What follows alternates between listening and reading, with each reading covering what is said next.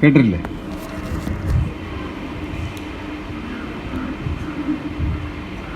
പരമകാരുണ്യവാനായ സർവേശ്വരനായ എൻ്റെ ഗുരുവിനെ പ്രാർത്ഥിച്ചുകൊണ്ട്, ശിശുവിനെ സ്മരിച്ചുകൊണ്ടും വേദിയിലും സദസ്സിലിരിക്കുന്ന ആത്മബന്ധുക്കൾ, നമ്മൾ ഈ സത്സംഗങ്ങളിലൊക്കെ നമ്മൾ നമ്മുടേതായ സംശയങ്ങളും നമ്മുടെ വീട്ടിൽ വരുന്ന ഓരോ കുഴപ്പത്തിൻ്റെയും കാര്യകാരണങ്ങൾ നമ്മൾ അറിയണം.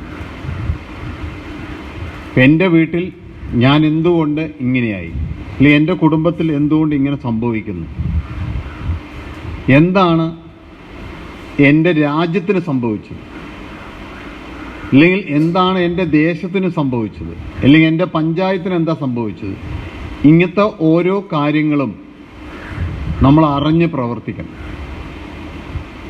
ഇതിനാണ് നമ്മൾ ഓരോ സ്ഥലത്തും നമ്മൾ ആശ്രമത്തിൽ വരുമ്പോൾ മനസ്സിലാക്കേണ്ടത്. ഇത് ഗുരു നമ്മൾ എടുത്തെടുത്ത് പറഞ്ഞു തരും. ഓരോ ദേശത്തിനും അതിൻ്റേതായ പ്രശ്നങ്ങളും ദുരിതങ്ങളും ഉണ്ട്. അപ്പോൾ ഗുരു പറഞ്ഞത് അത് മനുഷ്യൻ്റെ കർമ്മം കൊണ്ടാണ് അത് കൂടുതൽ പ്രശ്നം വരുന്നത്. ഈ സ്ഥലം ഇവിടെ ആശ്രമമൊന്നും ഇല്ലാത്തപ്പോൾ എന്തായിരുന്നു? ഒരു കാടായിരുന്നു, അല്ലേ? കുറുക്കന്മാരുടെയും അല്ലേ കാടാണ്. അവിടെ വേറെ പ്രശ്നങ്ങളൊന്നുമില്ല. പക്ഷേ അവിടെ മനുഷ്യൻ പ്രവർത്തിച്ച് തുടങ്ങിയാൽ എന്ത് സംഭവിക്കും? അല്ലേ, നിങ്ങൾ കണ്ടിട്ടുണ്ടോ? ഇവിടെയൊക്കെ ഉണ്ടോ എനിക്കറിയില്ല. ഞങ്ങളുടെ നാട്ടിലൊക്കെ പാലക്കാടൊക്കെ കൊയ്ത്ത് കഴിഞ്ഞാൽ പാടത്തിൻ്റെ വഴിയിലൂടെ നടക്കുന്ന നടപ്പാത ഉണ്ടാവും, കണ്ടിട്ടുണ്ടോ? രണ്ട് സൈഡ് പുല്ലായിരിക്കും, ഇങ്ങനെ ഒരു ലൈറ്റ് പുല്ലായിരിക്കും. പക്ഷെ മനുഷ്യൻ നടക്കുന്ന അവിടെ എന്തുണ്ടാവില്ല? എന്താ കാരണം? സ്ഥിരം നടന്നവിടെ ആട് നടക്കുമ്പോൾ പുല്ല് വരുന്നു, പശു നടക്കുമ്പോൾ പുല്ല് വരുന്നു, ആന നടക്കുമ്പോൾ പുല്ല് വരുന്നു. പക്ഷെ മന്ദരസ്വാമിയോ ഈ ഇരിക്കുന്ന ആരെങ്കിലും നടന്നാൽ അവിടെ പുല്ലില്ല. എന്താണ് കാരണം?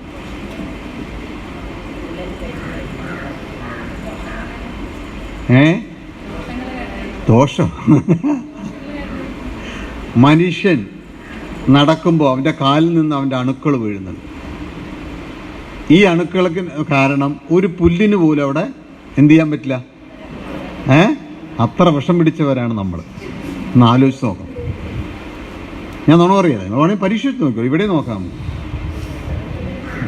നമ്മൾ നടക്കുന്നതിൽ കൂടെ എന്തുണ്ടാവില്ല? എൻ്റെ ഇപ്പുറത്തൊക്കെ പുല്ലാണ്. പുല്ല് വലിക്കാൻ ഇന്നലെ പറഞ്ഞിട്ടുണ്ട് മാതൃമണ്ഡലക്കാരോടൊക്കെ. അപ്പോൾ ഇതുപോലത്തെ ഓരോ കാര്യങ്ങൾ ഓരോ മനുഷ്യൻ്റെ കർമ്മം കൊണ്ട് വരുന്നു. ഇപ്പോൾ ബോംബെ എന്തുകൊണ്ടാണ് ഇത്ര ധനികരായ ഒരു സ്ഥലമായി മാറിയത് എന്ന് ഗുരു വളരെ വ്യക്തമായി പറഞ്ഞു തരും. ഗുരുവായൂർ എന്തുകൊണ്ടാണ് ഇത്ര ഡെവലപ്പാവുന്നത്? ഒരു മഹാത്മാവുണ്ട്, നന്ദികേശേശ്വരൻ എന്ന് പറയുന്ന ഒരു ജൈന സന്യാസിയുടെ സമാധിയാണ്. ആ സന്യാസിയുടെ തപോബലത്തിൻ്റെ കർമ്മം കൊണ്ടാണ് അവിടെ മാറ്റം വന്നത്. അപ്പോൾ ഓരോ സ്ഥലത്തും ജീവിച്ചിരിക്കുന്ന മനുഷ്യൻ്റെ കർമ്മം കൊണ്ട് അവിടെ മാറ്റങ്ങൾ വരും. ഇതാണ് ഞാൻ ചോദിച്ച ചോദ്യത്തിന് ഗുരു മറുപടി പറഞ്ഞു. എന്താ ഞാൻ ചോദിച്ചത്? കേരളത്തിൽ 14 ജില്ലയുണ്ട്. 14 ജില്ലയിലും ചൂട് വ്യത്യാസമാണ്. എന്താ കാരണം?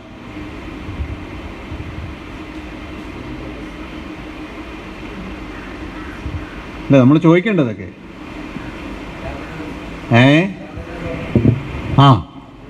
കറക്റ്റാണ് ഇപ്പം ഗുരു പറഞ്ഞത്. പാലക്കാട് അന്ന് ഭയങ്കര ചൂട്. 18 അഗ്രഹാരങ്ങളുള്ള ഒരു സ്ഥലമാണ് എന്ത്? പാലക്കാട്. അവിടെ ആ കാലത്തിന് അനുസരിച്ചല്ലാത്തൊരു ആരാധന കർമ്മത്തിൽ വന്ന മനുഷ്യൻ്റെ അണുക്കൾ അവിടെ കിടക്കുകയാണ്. പുല്ല് വളരാത്ത പോലത്തെ അണുക്കൾ എവിടെയുണ്ട്? അവിടെ കിടക്കുകയാണ്. അതിലേക്ക് എന്തോന്ന് തട്ടുന്നു? സൂര്യൻ്റെ പ്രകാശം ഒന്ന് തട്ടുന്നു. അപ്പം എന്തു ചെയ്യുന്നു? 36 നേരെ ടെമ്പറേച്ചർ എവിടേക്ക് പോയി? 42, അല്ലേ? നമ്മൾ കണ്ണൂരിപ്പോൾ ബുദ്ധിമുട്ടുണ്ട്, നല്ല ചൂടാ, അല്ലേ? അപ്പം ഈ സൂര്യൻ്റെ ഈ പ്രകാശം ഏത് കണത്തിലാണോ തട്ടുന്നത് അവിടെയാണ് ചൂട് വരും. അതുകൊണ്ടാണ് ഞാൻ മുമ്പൊരു ചോദ്യം ചോദിച്ചത്. ഫ്ലൈറ്റ് പോകുമ്പോൾ -22 ഡിഗ്രിയാണ് സൂര്യൻ്റെ അടുത്ത് പോകുമ്പോൾ. സൂര്യൻ അകന്ന് കണ്ണൂരിലെ വള്ളിയ ആശ്രമത്തിൽ വന്നപ്പോൾ എത്രയാ? 39, അല്ലേ? അവിടെ 39 അല്ലേ കാണിക്കുന്ന വാച്ചിൽ, അല്ലേ? എന്താണ് ആ ചൂടിന് കാരണം? ഇത് കർമ്മഗതിയാണ്, ഇത് സൂര്യൻ്റെ അല്ലേ, ഇത് നിന്റെ വീട്ടിലുണ്ടെന്നാ ഗുരു പറഞ്ഞു. അച്ഛനും അമ്മയും നീയും നിന്റെ സഹോദരനുമായി കഴിയുന്ന ആ വീട്ടിൽ ഇങ്ങനൊരു ഗതികേടുണ്ട്. ഈ ഗതികേടാണ് നമ്മുടെ വീട്ടിലെ അസ്വസ്ഥതയും, നമ്മുടെ വീട്ടിൽ പഠിക്കാൻ പറ്റാത്തതും, നമുക്ക് ദുബായിൽ പോയി കഷ്ടപ്പെടേണ്ടി വരുന്നതും അല്ലേ, അമേരിക്കയിൽ പോയി കഷ്ടപ്പെടേണ്ടി വരുന്നതും ഒക്കെ ഇതാണ് അദ്ദേഹം അനുഭവം പറയുമ്പോഴും പറഞ്ഞത്.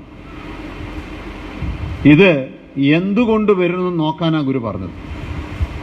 ഈ ഗുരുവാണിയിൽ അത് പറയുന്നുണ്ട്. ഞാനതാണ് ആ ഗുരുവാണി വീണ്ടും എൻ്റെ അടുത്ത് കയ്യിൽ വെച്ച് വളരെ ഇത് വായിക്കണം നിങ്ങളെല്ലാവരും. വീട്ടിൽ വെറുതെ പാർസലാക്കി എടുത്ത് വെക്കരുത്, മനസ്സിലായോ? ഇത് ഋതുക്കളിൽ നിന്നാണോ ഈ കർമ്മഗതി വന്നത്, ഈ രോഗം വരാൻ കാരണം? അല്ല, നീ ആരാധിച്ചട വക കൊണ്ടാണോ ഈ അസുഖം നിനക്ക് വന്നത്? അല്ലെങ്കിൽ നിന്റെ കർമ്മത്തിൽ എവിടെയാണ് തെറ്റുപറ്റിയിരിക്കുന്നത് എന്ന് ഗുരു നമുക്ക് പറഞ്ഞു തരിക. എന്നിട്ട് നമ്മളെ കൊണ്ട് ഇത് തിരുത്തിപ്പിക്കുക. ഞാനത് ആ മോനോടും പറഞ്ഞു. അച്ഛൻ്റെ ഒരു അസുഖം വന്നപ്പോൾ ആ അസുഖം എനിക്ക് വരാതിരിക്കാനും അത് അച്ഛന് എങ്ങനെ വന്നു എന്നും നമ്മൾ ആരിൽ നിന്നറിയണം? ഗുരുവിനോട് ചോദിച്ച് മനസ്സിലാക്കണം. എന്നിട്ട് അതിൻ്റെ തിരുത്ത് ഗുരു പറഞ്ഞു തരുമ്പോൾ അതനുസരിച്ച് നമ്മൾ ചെയ്യണം. അതപ്പോൾ നമുക്ക് വാദത്തിൻ്റെ ആവാം, പിത്തത്തിൻ്റെ ആവാം, മാനസിക രോഗങ്ങളാവാം, നമ്മുടെ ശരീരത്തിലുണ്ടാവുന്ന ഇതുപോലെ പ്രമോദേട്ടന് വന്ന പോലത്തെ പല ഇഷ്യൂസൊക്കെ ആവാം. ഇതിൻ്റെ കാര്യകാരണം എന്താണെന്ന് നമ്മൾ ഗുരുവിനോട് ചോദിച്ച് മനസ്സിലാക്കും. അതാണ് ശിശുബുദ്ധ പറഞ്ഞ പർണശാലയുടെ പ്രാധാന്യം. നമ്മൾ കാണുന്ന പർണശാലയല്ല യഥാർത്ഥമായ പർണശാല. അവിടെ 9 ഗ്രഹങ്ങളുടെയും 12 രാശിയുടെയും 27 നക്ഷത്രത്തിൻ്റെയും സങ്കല്പത്തിൽ, ദിവ്യപൂജാ സങ്കല്പത്തിൽ നിൽക്കുന്ന ഗുരുവിൻ്റെ മുന്നിൽ നമ്മൾ ചെന്ന് കയറുമ്പോൾ ഈ പറയുന്ന കർമ്മഗതികളെല്ലാം നമ്മളെ അഴിയാണ്. അതുകൊണ്ടാണ് ചില ആൾക്കാർക്കൊന്നും പർണശാല അടുത്തേക്ക് പോകാൻ പറ്റില്ല. ഇവിടെ രാജൻ സാറിനായിരുന്നു, ഈ അസിസ്റ്റന്റ് എക്സിക്യൂട്ടീവ് എഞ്ചിനീയർ, റിട്ടയർഡ് ചെയ്താണ്. അയാൾ ഓപ്പറേഷൻ ഡിപ്പാർട്ട്മെന്റിൽ എഞ്ചിനീയറായി വന്നാണ്. അദ്ദേഹത്തിന് അവിടുത്തെ റിപ്പയർ വർക്കിന് പറഞ്ഞ അയാൾ പറഞ്ഞു ഞാനില്ല, ഞാൻ പുറത്ത് നോക്കിക്കോളാം. പക്ഷെ അയാൾ പറഞ്ഞ സ്ഥലത്തൊരു ദൂരെ വന്ന് പറഞ്ഞു തരും. എന്താ കാരണം? താങ്ങില്ല പലവർക്കും. നമ്മളവിടെ കുറേ പേര് കണ്ടിട്ടുണ്ട്. അവിടെ ഒരു ഗുരുശിഷ്യ ബന്ധത്തിന്റെ മഹിമ നിലനിൽക്കുകയാണ്. ഈ ഗതികേട് രാജ്യങ്ങൾ തമ്മിലുണ്ടെന്നാണ് ഗുരു പറഞ്ഞു. ഈ ഗതികേട് ഒരു സമൂഹങ്ങൾ തമ്മിലുണ്ട്. അത് മാറാനാണ് ഗുരു എന്തുണ്ടാക്കിയത്? സഹകരണ മന്ദിരം ഉണ്ടാക്കിയത്. അതിൽ കിടന്ന ഗുരു ഓരോ മൂലയിലും കിടന്ന് ഗുരു സങ്കല്പം ചെയ്തിട്ടുണ്ടായിരുന്നു. ഞങ്ങൾ ഒരു ദിവസം ഗുരുവിനെ കാണാൻ പോയപ്പോൾ ഗുരു എവിടെ കിടക്കണറിയോ? അപ്പോൾ ഗുരുവിൻ്റെ വാഹനം നിർത്തിയിട്ടില്ലേ ആ സ്റ്റെയർ കേസിൻ്റെ അടിയിൽ കണ്ടിട്ടുണ്ടോ? അവിടെ അപ്പുറത്തെ കൂടെ ഗേറ്റ് തുറന്ന് വന്ന കാർ നിർത്തി അതിൻ്റെ അടിയിൽ പോയി കിടക്കുന്നുണ്ട്. അവിടെ കിടന്ന് സങ്കല്പിക്കുകയും ചെയ്യണം ഗുരു. ഓരോ മൂലയിലും ഗുരു സങ്കല്പം ചെയ്തിട്ടുണ്ട്. എന്താണ്? ഒരു ഇന്ത്യ പാകിസ്ഥാനോ അല്ലെങ്കിൽ ഇസ്രയേൽ പാലസ്തീനോ അവൻ്റെ ഗതികേട് കൊണ്ട് അവൻ യുദ്ധം ചെയ്ത് അങ്ങോട്ടും ഇങ്ങോട്ടും കൊല്ലയും ബഹളവും ഉണ്ടാക്കുന്നവൻ്റെ ഗതികേട് മാറാനും അതൊരു ഗുരുവിൽ നിന്ന് ഉപദേശം വാങ്ങി അത് തീർക്കാനും വേണ്ടിയുള്ള സ്ഥലമായിട്ടാണ് ഗുരു എന്ത് കൊണ്ടുവന്നത്? സഹകരണം. അതിൻ്റെ 3 നോട്ടീസാണ് നമ്മൾ ഒട്ടിച്ചിട്ടുണ്ടായിരുന്നത്. നിങ്ങൾക്ക് ആ ഓർമ്മയുണ്ടോ അറിയില്ല. 99 മാർച്ച് മാസത്തിലാണ് നമ്മുടെ ആദ്യമായ നോട്ടീസ് വരിക. നോട്ടീസല്ല, പോസ്റ്റർ. ഇത് ഒട്ടിച്ച് അവിടെ തന്നെ 3 നോട്ടീസ് ഒട്ടിക്കണം പറഞ്ഞിരുന്നു. അതിൽ ആശ്രമ ഉദ്ദേശത്തിൻ്റെ 2, ഒന്ന് ആദ്യം ആശ്രമ ഉദ്ദേശമാണ്, പിന്നെ സഹകരണ മന്ദിരത്തിൻ്റെ ഉദ്ദേശം, 3-ാമത്താണ് ആശ്രമ ഉദ്ദേശം. ഇത് 3 നോട്ടീസ് നമ്മൾ രാത്രിയൊക്കെ പോയി ഒട്ടിച്ചാണ്. ഇവിടെ എത്ര പേര് അതിൽ പങ്കെടുത്തു എന്ന് എനിക്കറിയില്ല. ഞാനൊക്കെ അതിൻ്റെ പിന്നിലായിരുന്നു. എത്രയോ ദിവസങ്ങൾ ഉറങ്ങാതെ നമ്മൾ അത് ഒട്ടിച്ചിട്ടുണ്ട്. അപ്പോൾ അവിടെ എല്ലാം ഗുരു പറഞ്ഞത് ഈ ഗതികേട് കാരണമാണ് ഇന്ത്യയും പാകിസ്ഥാനും ഇന്ത്യയും ചൈനയും ഒന്നും ചേരാതെ നിൽക്കുന്ന ഒരു കർമ്മഗതി ഇവിടെ നിലനിൽക്കുക. ഇത് നമ്മുടെ മക്കൾക്കും ഉണ്ട്. അവർ പഠിച്ചു കഴിഞ്ഞിട്ട് അവർക്കൊരു ഉന്നത ജോലിയുമായിട്ട് മുകളിലേക്ക് പോകാൻ പറ്റാത്ത വിധത്തിൽ ഒരു കർമ്മഗതി നമ്മളെ തടുക്കുന്നു. ഞാൻ ഒരിക്കലും ഇവിടെ സംസാരിച്ചാണ്. ഗുരുവിൻ്റെ അമ്മയുടെ ദേഹവിയോഗവുമായി ബന്ധപ്പെട്ട ശേഷം കേരളത്തിൽ നിന്ന് പല മഹാത്മാക്കളും ഇന്ത്യയുടെ ടോപ്പിലെത്തിക്കഴിഞ്ഞു. അത് എ കെ ആൻ്റണി ആയാലും കെ ആർ നാരായണ സാറായാലും ടി എൻ ശേഷനായാലും ആരായാലും ഇതേപോലത്തെ ഓരോ ഗതികേട് ഇവിടെ ഇരിക്കുന്ന നമ്മുടെ നിന്ന് മാറ്റുമ്പോൾ നമ്മളും ഉയരാൻ തുടങ്ങും. അതാണ് ഗുരു ഇവിടെ വളരെ വ്യക്തമാണ്. ചന്ദ്രന്റെ പൊടിപടലങ്ങളിൽ ഭൂമിയിലേക്ക് വീഴുന്നതിനെ പ്രവർത്തിപ്പിക്കുന്ന സൂര്യന്റെ ശക്തിവിശേഷവും അതിൻ്റെ ഘടകമായി ഇരിക്കുന്ന ഭൂമിയുടെ കർമ്മഗതിയും എന്തെന്നാണ് എന്ന് ആദ്യം നിങ്ങൾ പഠിക്കണം. അതാണ് പലവർക്കും ശാന്തിഗിരി വന്ന് നിൽക്കാൻ പറ്റാത്തത്. അപ്പോൾ ആ കുട്ടി പറഞ്ഞില്ലേ, എനിക്ക് ആദ്യം ഇവിടെ വന്ന് നിൽക്കാൻ പറ്റില്ല. മനസ്സിലായോ? മോൾക്ക് മനസ്സിലാവുണ്ടോ നിൽക്കാൻ പറ്റാത്തതിൻ്റെ കാര്യം? അതാണ്. അവനും എന്നോടും കൂടി ചേർത്തിട്ടേ പറയും കേട്ടോ. എനിക്കും അങ്ങനെ ഉണ്ടായിരുന്നു. അപ്പൊ നമുക്കൊരു ആശ്രമത്തിൽ വന്ന് നിൽക്കാൻ അല്ല. ശ്രീകൃഷ്ണൻ എവിടെ നിന്നാ പഠിച്ചത്? ബ്രണ്ണൻ കോളേജിലാണോ പഠിച്ചത്? ആണോ? എവിടെ നിന്നത്? അത്രയും ജ്ഞാനമുള്ള ആള് പോലും എവിടെ നിന്നിട്ടാ പഠിച്ചത്? ആശ്രമ ധർമ്മത്തിലാണ് പഠിപ്പിച്ചത്. അവിടെ അങ്ങനെ പഠിക്കാനുള്ള കർമ്മം വരുമ്പോൾ നമ്മൾ ആശ്രമം നിങ്ങൾ സുഖമാണെന്ന് വിശ്വസിക്കരുത്. ഇവിടെ നിൽക്കുമ്പോൾ ഇതുപോലത്തെ കർമ്മഗതികൾ അഴിച്ചെടുക്കാൻ ഗുരു നമ്മളെ കൊണ്ട് പലതും ചെയ്യിപ്പിക്കും. ചിലപ്പോൾ എന്നെ കൊണ്ട് തെറി വിളിപ്പിക്കും, ചിലപ്പോൾ എന്നെ ഇങ്ങോട്ട് ചീത്ത വിളിക്കും. ഇവിടെ നിൽക്കുമ്പോൾ നമ്മളിതുപോലത്തെ പല പ്രശ്നങ്ങളും നോക്കൂ. അദ്ദേഹം ശ്രീകൃഷ്ണ പരമാത്മ മരം വിറക് വെട്ടാൻ പോയിട്ടില്ലേ? വെള്ളം കോരാൻ പോയിട്ടില്ലേ? പശു മേയ്ക്കാൻ പോയിട്ടില്ലേ? ഭിക്ഷ എടുക്കാൻ പോയിട്ടില്ലേ? എന്താ അദ്ദേഹത്തിന് ഇതൊക്കെ ചെയ്യേണ്ടി വന്നത്? അതാണ് ഒരു യഥാർത്ഥ ആശ്രമ ബന്ധത്തിലൂടെ ഗുരുശിഷ്യ ബന്ധം. അത് ചെറുതല്ല. അതാണ് ജനക മഹാരാജാവിൻ്റെ ധർമ്മം എടുക്കുമ്പോൾ നിങ്ങൾ മനസ്സിലാക്കേണ്ടതാണ്. അഷ്ടവക്രൻ എന്ന് പറയുന്ന അദ്ദേഹത്തിൻ്റെ ഗുരു, അയാൾക്ക് അനേക ഗുരുക്കന്മാരുണ്ട്. യാജ്ഞവൽക്കൻ ആരാണെന്ന് അറിയോ നിങ്ങൾക്ക് ആരെങ്കിലും? മഹാരാജാവായിരുന്നു അല്ലേ? പിന്നീട് ഈശാവാശോപനിഷത്ത് ആരാ എഴുതിയത്? ഈശൻ ജഗത്തിലെല്ലാം എന്ന് പറയുന്നത് എൻ്റെ ശരിക്കും സംസ്കൃതമുണ്ട്, എൻ്റെ യഥാർത്ഥമായ പാലി ഭാഷയുണ്ട്. ആരാ എഴുതിയത്? ആർക്കറിയാം? യാജ്ഞവൽക്കനാണ്. അന്ന് എഴുതിയ ഭയങ്കര അർത്ഥങ്ങളാണ്, അത് മനസ്സിലാക്കാൻ. അപ്പൊ അദ്ദേഹത്തിനെ പോലെ അവരൊക്കെ ഉണ്ട് അദ്ദേഹത്തിന്. പക്ഷെ അദ്ദേഹം അഷ്ടവക്രന്റെ അടുത്ത് പോവും. അപ്പൊ അഷ്ടവക്രൻ അദ്ദേഹത്തിനെ അവരുടെ ബ്രഹ്മചാരിയേക്കാൾ ഉയരത്തിൽ നിർത്തി പ്രസംഗിപ്പിക്കും, പല കാര്യങ്ങൾ ചെയ്യിപ്പിക്കും. അപ്പൊ എന്നെ പോലത്തെ അവിടെ നിൽക്കുന്ന സന്യാസിമാരെന്ത് പറയും അല്ലേ? എന്നെ പോലെ സന്യാസിമാരെ ഇളക്കി പോവും. എന്താ കാരണം? അയാളൊരു രാജാവാണ്, അയാൾക്ക് മക്കളും കുട്ടികളൊക്കെ ഉണ്ട്. ഞങ്ങളെല്ലാം ഉപേക്ഷിച്ചിട്ട് വന്നിട്ട് ഇവിടെ നിൽക്കുകയാണ്. അപ്പോഴാണ് ഗുരു ഇദ്ദേഹത്തിനെ അവരെയൊക്കെ പൊക്കിക്കൊണ്ടുവരും. അപ്പോൾ ഓട്ടോമാറ്റിക്കായിട്ട് നമുക്ക് സംശയങ്ങൾ വരും. അപ്പോൾ അഷ്ടവക്രൻ അന്ന് ഈ പറയണ പോലെ തന്നെ ജീവന്റെ ഗതിവിധികളെ കുറിച്ച് ക്ലാസ് എടുക്കുന്ന സമയമാണ് അല്ലേ? അപ്പോൾ മന്ത്രി പറന്നു വരുന്നോട് കുതിരയേറ്റ വരുന്നു. പറന്ന് ഓടി വന്ന് രാജാവിൻ്റെ അടുത്തൊന്ന് പറയാണ്, നമ്മുടെ തെക്കേ ഗോപുരത്തെ ഭാഗം തീ പിടിച്ചു. അതിവേഗതയിൽ കത്തിക്കൊണ്ട് രാജാവ് പെട്ടെന്ന് വരണം, പട്ടാളക്കാരോടൊക്കെ നോക്കാൻ പറയണം പറഞ്ഞു. അനങ്ങുന്നില്ല. ആര്? ജനകമായ അദ്ദേഹം അഷ്ടവക്രം നോക്കണം. അഷ്ടവക്രം ക്ലാസ് തുടങ്ങി. കാരണം എന്താ? ജീവന്റെ പരിണാമം. തൊട്ട് പിന്നാലെ ഒരാൾ ഓടി വന്നു, ബ്രഹ്മചാരി. എന്നിട്ട് പറഞ്ഞു, സ്വാമിമാരെ ബ്രഹ്മചാരികളെ ഒന്ന് കുരങ്ങന്മാർ വന്നിട്ട് നിങ്ങളുടെ വസ്ത്രമൊക്കെ എടുത്തിട്ട് വീണ് പറഞ്ഞു. ഒറ്റ ആളില്ല ക്ലാസ്സിൽ. എല്ലാവരും ഓടി. എന്താ കാരണം? കുരങ്ങന്മാർ വന്നിട്ട് വസ്ത്രം കൊണ്ടുപോകും. പോയി എല്ലാം എടുത്തിട്ട് വന്നു, മടക്കി വെച്ചിട്ട് വീണ്ടും ക്ലാസ്സിൽ വന്നു. അഷ്ടവക്രമർ എണീക്കാൻ പറഞ്ഞു. ഇവിടെ ഒരു രാജാവ് എന്ത് സംഭവിച്ചിട്ടില്ല? കൊട്ടാരം കത്തണമെന്ന് പറഞ്ഞപ്പോൾ അനങ്ങിയിട്ടില്ല. നിങ്ങളോ? ഒരു തുണ്ട് വസ്ത്രം പോണു പറയുമ്പോഴേക്കും ഞങ്ങളെ പോലെ അല്ലേ ഓടുകയാണ്. ഇതൊരു കർമ്മഗതിയാണ്, ഇതൊരു ഗതികേടാണ്. നമ്മളെല്ലാവരും അങ്ങനെയാണ്, ഓടുകയാണ്. ഇതാണ് ഗുരു നമ്മളുടെ ഉദാഹരണം പറഞ്ഞു തരിക. എന്താണ്? നമുക്ക് +2 കഴിഞ്ഞിട്ട് എന്ത് കിട്ടുന്നില്ല? എൻട്രൻസ് കോച്ചിങ് കിട്ടുന്നില്ല. +2 കഴിഞ്ഞിട്ട് അഡ്മിഷൻ കിട്ടുന്നില്ല. അപ്പോൾ എന്താണ്? ഗുരുവിനെ മറക്കും നമ്മൾ. ഞാൻ തന്നെ ഒന്ന് കഷ്ടപ്പെട്ട് നോക്കട്ടെ പറയും. എന്താണ്? കോപ്പറേറ്റീവ് ബാങ്കിൽ നിന്ന് നോട്ടീസ് വന്നിരിക്കുകയാണ്. അപ്പോൾ ഞാനെന്താ പറയുക? നിങ്ങളൊന്ന് പോയി ഗുരുവിനെ അറിയിക്കും. സ്വാമിക്ക് എന്തിൻ്റെ കുഴപ്പമാണ്? കോപ്പറേറ്റീവ് ബാങ്കിൻ്റെ കാര്യം ഗുരുവിനോട് പറഞ്ഞിട്ട് വല്ല കാര്യമുണ്ടോ? പൈസ അടയ്ക്കണ്ടേ? എടാ അങ്ങനെയല്ല, ഒന്ന് അറിയിക്കുക. നമ്മളെന്ത് ചെയ്യും? നമ്മൾ സ്വന്തമായിട്ടൊന്ന് രക്ഷപ്പെടാൻ നോക്കും. എന്നിട്ട് എന്ത് ചെയ്യും? ഭാര്യനെ ജോലിക്ക് പറഞ്ഞയക്കും ആദ്യം. മക്കൾ വല്ലവരും ഉണ്ടെങ്കിൽ വൈകുന്നേരം നേരത്തെ വല്ല ഹോട്ടലിൽ ജോലിക്ക് പോകാൻ പറയും. ഞാനും ഓടുകയാണ്. 1 രൂപ കടം വീടില്ല. വീടോ? 3 പേര് സമ്പാദിക്കുന്ന വീടുണ്ട് ഇവിടെ. 7 പേര് സമ്പാദിക്കുന്ന വീട് ഞാൻ പോയിട്ടുണ്ട്. 7 പേരും സമ്പാദിക്കുന്നുണ്ട്, കടം അവിടെ തന്നെ നിൽക്കുകയാണ്. അവസാനം ഞാൻ പറയടാ, നിങ്ങൾ മനസ്സിലാക്കുക, ഇതൊരു കർമ്മഗതിയാണ്. ഒരു കുടുംബത്തിൻ്റെ ഗതികേട് എന്താണെന്ന് നിങ്ങൾ അറിയാതിരുന്നാൽ അതെങ്ങനെ ശരിയാവും? അത് ഗുരു ചോദിക്കുന്നുണ്ട് ഇതിന് ശാസ്ത്രീയമായി പറയാൻ എനിക്കറിയില്ല, എൻ്റെ അനുഭവങ്ങളെ അറിയുള്ളൂ. ഇതിലെങ്ങനെ ഇവൻ്റെ നക്ഷത്രഗണങ്ങളും ഇവൻ്റെ രാശിയും ഇവൻ്റെ ഗോത്രവും എങ്ങനെ ഇവനിൽ പ്രവർത്തിക്കണമെന്ന് നിങ്ങൾക്ക് ഞാൻ പറഞ്ഞാൽ മനസ്സിലാവില്ല.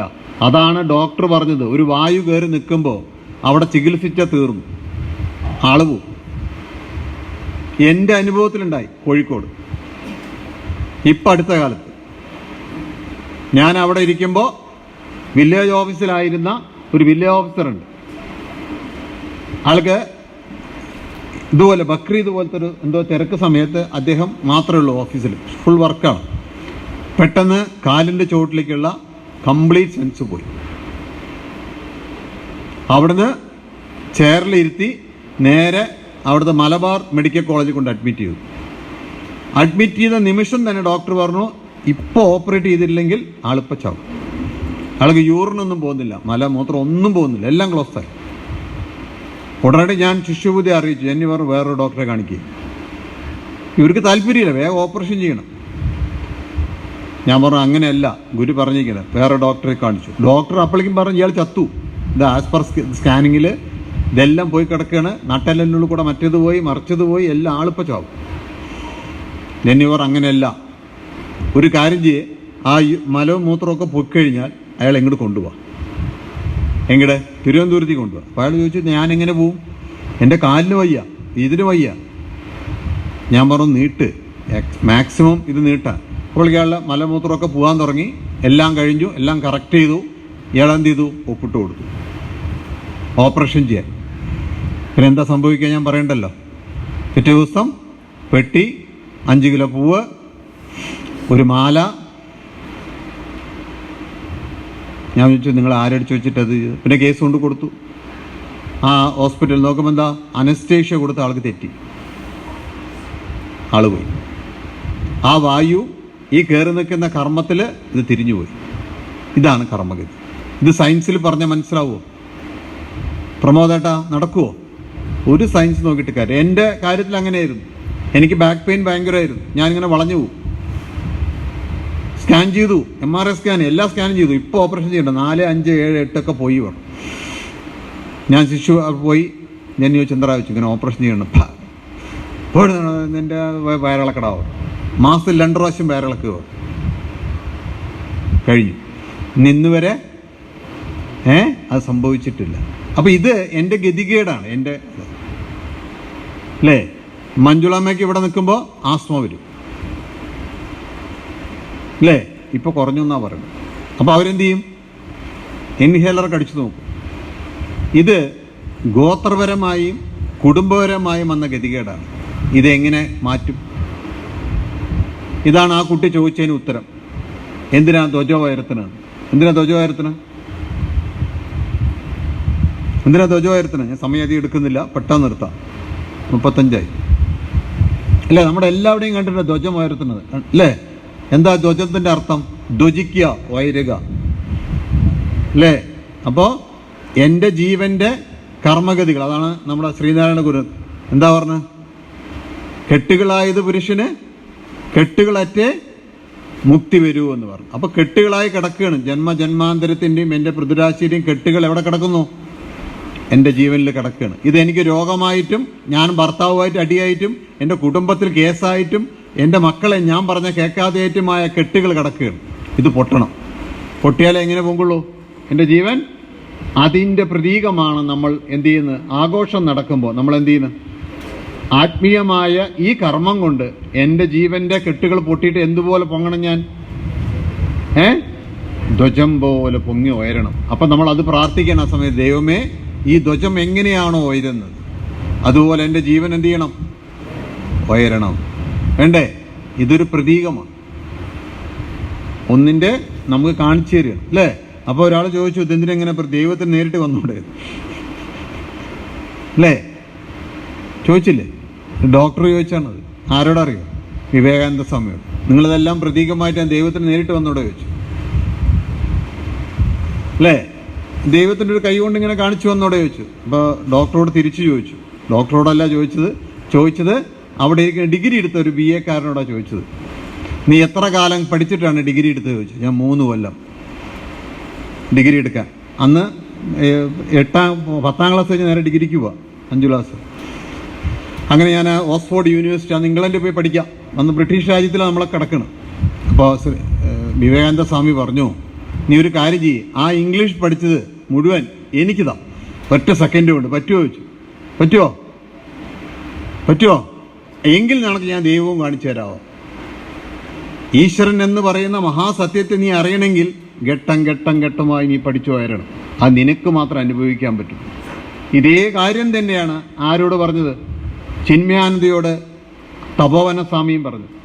ചിന്മയാനന്ദ വെറും ചോദ്യം ചോദിക്കുന്ന ആളാണ്, നമ്മളെപ്പോലെ, എന്നെ പോലെ. നിങ്ങൾ പിന്നെ ചോദ്യം ചോദിക്കില്ല, നിങ്ങൾ പിന്നെ അവിടെ മിണ്ടാതിരിക്കുക, എന്തോ പറയാം, സ്വാമി കഴിഞ്ഞാൽ പോകാമെന്ന് പറഞ്ഞിരിക്കുന്ന ആളാണ്.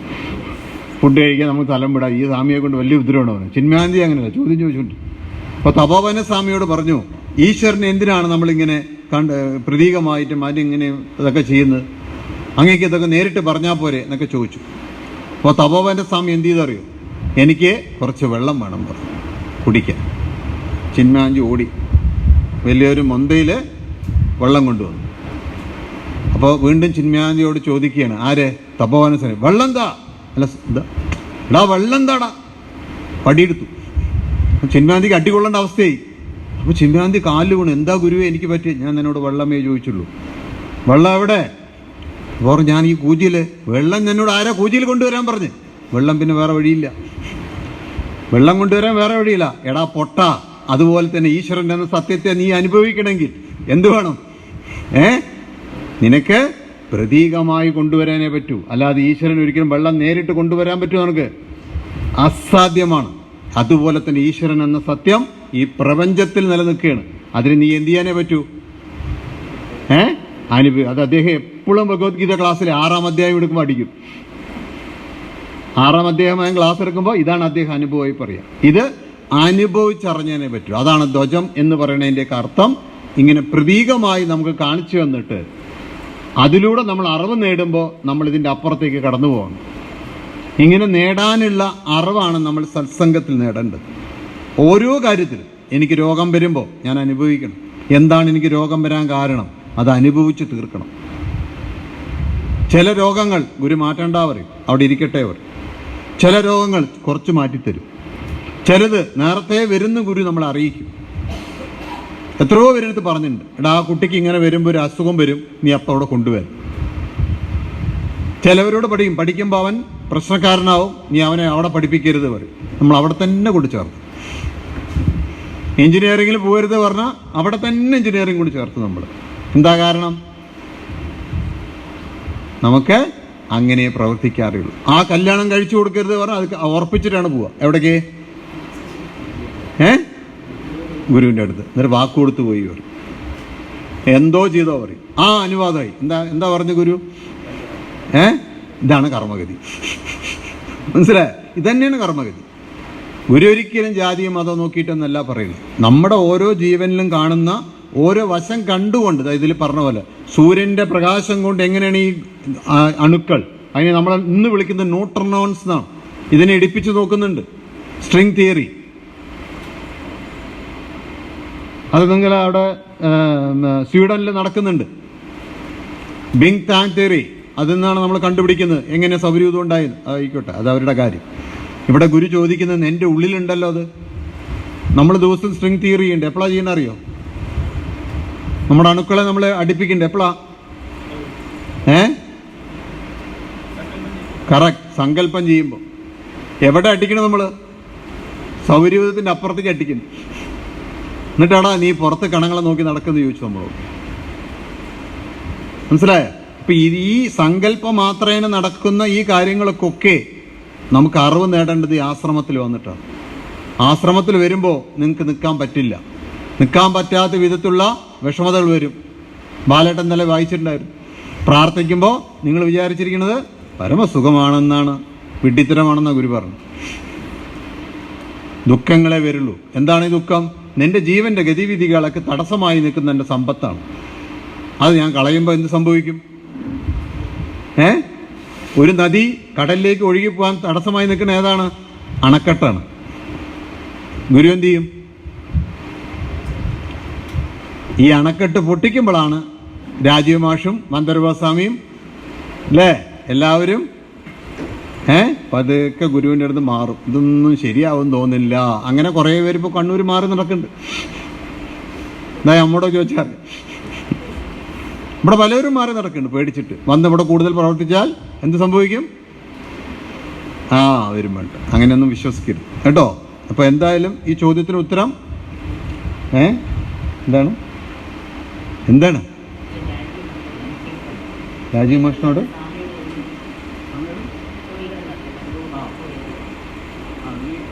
എന്താ ചോദ്യം? വേഗം പറഞ്ഞു, സമയമായി.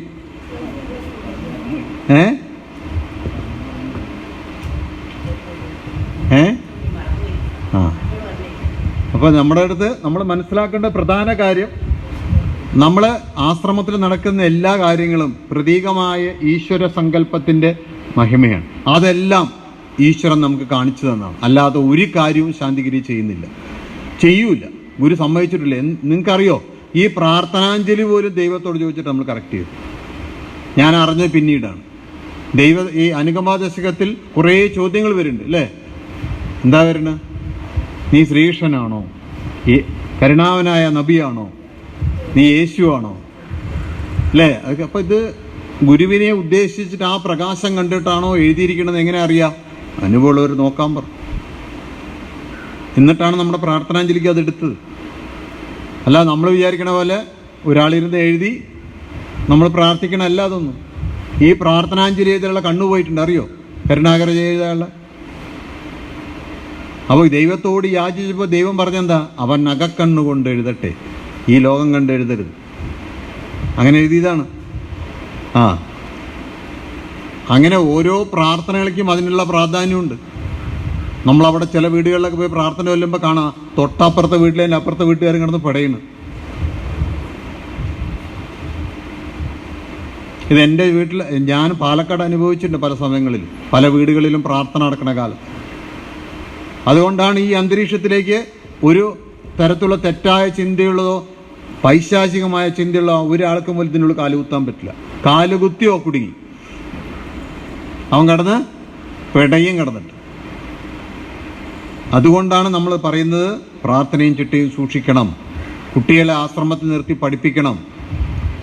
അല്ലാതെ വീട്ടിൽ കിടന്ന് 9 മണി വരെ കിടന്ന് ഉറങ്ങുന്ന കുട്ടികളോട് മോളെ എണീക്കണ്ടേ എന്നൊക്കെ ചോദിക്കുന്ന അമ്മമാരാണ് നമുക്കുള്ളത്. കാരണം നമ്മളെ എണീക്കുന്നത് 8:30-ക്കാണ്. ഞാനിവിടെ ഒരു പ്രശ്നം ഉണ്ടായിരുന്നു.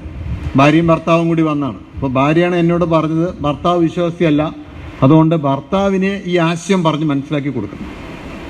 ഞാൻ പറഞ്ഞു കൊണ്ടുവരാൻ പറഞ്ഞു. ഞാനിങ്ങനെ ആശയമൊക്കെ സംസാരിച്ചു. അദ്ദേഹത്തിന് വളരെ ഇഷ്ടമായി. നല്ലൊരു ആശയമാണ് പറഞ്ഞു. എന്നിട്ട് എന്നോട് ഒരു ക്വസ്റ്റ്യൻ ചോദിച്ചു ഇങ്ങോട്ട്. നിങ്ങളുടെ ആശയപ്രകാരം നിങ്ങളുടെ ആശ്രമത്തിലെ പെൺകുട്ടികൾ എത്ര മണിക്ക് എണീക്കണം? കുടുങ്ങി ഞാൻ വലിയ ബഹുമാനത്തോടു ഞാൻ കുറച്ച് ഒരു 5:30 കാരണം നമുക്ക് 4:30 പറഞ്ഞ് 4 മണിക്കാണ് നമ്മുടെ ശരിക്കും ബെല്ലടിക്കുക. നമ്മളെ കുറച്ച് 5:30 പറഞ്ഞു. പോട്ടെ, അയാൾ പറയണ് 1 മണിക്കൂർ പോട്ടെ, 7:30, 8:30. 8:30-ക്കെങ്കിലും ഇവിടെ എണീക്കണ്ടേ? ആരെ പറയണ ഈ വിശ്വാസിയാക്കണം എന്ന് പറഞ്ഞ് കൊണ്ടുവന്നിട്ടുള്ള അയാൾ ചോദിക്കുകയാണ്, ഇവിടെ എണീക്കണ്ടേ? പോട്ടെ, എണീച്ച എന്ത് ചെയ്യണം? ഞാൻ പറഞ്ഞു ഫസ്റ്റ് കുളിക്കണം. പോട്ടെ, അന്നെങ്കിലും കുളിക്കാൻ പറയണം. ഒരു ദിവസം അന്നിപ്പോൾ കുളിച്ചിട്ടും കുഴപ്പമില്ല, അന്നെങ്കിലും. അവസാനം ഞാൻ ഇറങ്ങി ഓടാൻ എന്താ വഴിയില്ലാത്തതുകൊണ്ടും കസാല എടുത്ത്, കാരണം ഈ വിശ്വാസിയായതുകൊണ്ട് കൊണ്ടുവരാൻ. എന്നിട്ട് പറയണെന്താ? ഏക മകനായ ഇദ്ദേഹത്തിൻ്റെ അമ്മേനെ ചവിട്ടി പുറത്താക്കിയിരിക്കുന്നു. ഞാൻ പറഞ്ഞു, ഒരു വിശ്വാസിയായ നീ എന്തു വന്നാലും ആ അമ്മയെ തിരിച്ചു കൊണ്ടുവരണം. കുളിക്കാതെ ആഹാരം ഉണ്ടാക്കരുത്. രാവിലെ ഏറ്റവും മിനിമം 6 മണിക്ക് മുമ്പെങ്കിലും എണീറ്റ് പഠിക്കാൻ പറഞ്ഞു. പിന്നെ ശേഷം എൻ്റെ മുമ്പിൽ അധികം വന്നിട്ടില്ല. ഞാൻ ആരെ പേരൊന്നും പറയില്ല, ഇവിടുത്തെ ആൾക്കാരാണ്. അവരെയൊക്കെ നന്നാവുമെന്ന് വിശ്വസിക്കുന്നു. കാരണം ഇവിടെ നിർത്തി അവരെയൊക്കെ നന്നാക്കണം. കാരണം എന്താ? ആ കുടുംബത്തിലൊരു മക്കൾ വരുമ്പോൾ അവർക്ക് ആ ധർമ്മം കിട്ടണം. ഇല്ലെങ്കിൽ ആ ഗോത്രം അങ്ങനെ ഉറങ്ങുന്ന ഗോത്രമാവും. മനസ്സിലായല്ലോ? അതുകൊണ്ട് ഈ സംശയമൊന്നുമില്ല സാർ, ഓർമ്മ ഒന്നുമില്ലല്ലോ ചോദ്യം. ദൈവത്തിന് നന്ദി. ഊണ് അല്ല പിന്നാലെ ഇരിക്കുന്ന നല്ല പ്രാർത്ഥനയാണ്, കാരണം ഒന്ന് നിർത്തി കിട്ടിയാലോ ആഹാരം കഴിക്കാമല്ലോ വേണ്ടി അല്ല. അങ്ങനെ ഞാൻ അന്ന് പറഞ്ഞതില്ലേ, പ്രാർത്ഥിച്ചിട്ട് ചിലവരെ സ്വർഗത്തിലെത്തിക്കണം. പള്ളി തച്ചനും ഈ ബസ് ഡ്രൈവറിനെയും കഥ പോലെ. എന്താ ഓർമ്മയുണ്ടോ? നിങ്ങൾക്ക് ഓർമ്മയുണ്ടോ? ഇവിടെ വേറെ ചില ആൾക്കാർ ചോദ്യങ്ങൾ ചോദിച്ചിട്ടുണ്ട് കേട്ടോ, പല ചോദ്യങ്ങളും ചോദിച്ചിട്ടുണ്ട്. എന്തുകൊണ്ടാണ് നമ്മുടെ ആശ്രമത്തിൻ്റെ ഈ പറഞ്ഞ രീതിയിൽ നിങ്ങൾ ഹിന്ദു മതത്തിൻ്റെ രീതിയിലല്ല വിളക്ക് കത്തിക്കണം എന്നൊക്കെ ചോദിച്ചിട്ടുണ്ട്. അതൊക്കെ ഞാൻ പിന്നെ പറഞ്ഞുതരാം. അത് അങ്ങനെ ഒരു മതത്തിൻ്റെയും ധർമ്മമല്ല അതൊന്നും കേട്ടോ. അപ്പോൾ സമയം അധികം ഇല്ലാത്തതുകൊണ്ട് ബാക്കി ഇനി ഉണ്ടല്ലോ ദിവസങ്ങളിലെ ബാക്കി നമുക്ക് ചർച്ച ചെയ്യാം. നമ്മുടെ ചിട്ടയിലേക്ക് കടക്കാൻ പോവാണ്. ആദ്യം എടുക്കുന്ന പ്രാർത്ഥനയാണ് കേട്ടോ, അത് നമുക്ക് ഇനി ചർച്ച ചെയ്യണം. അതുകൊണ്ട് അതിനെക്കുറിച്ചൊക്കെ നമുക്ക് സംസാരിക്കാം. ഇത്രയും പറഞ്ഞുകൊണ്ട് എൻ്റെ വാക്കുകൾ ഗുരുവിൻ്റെ തൃപ്പാദങ്ങൾ സമർപ്പിക്കുന്നു. സദ്ഗുരുവേശ്വര.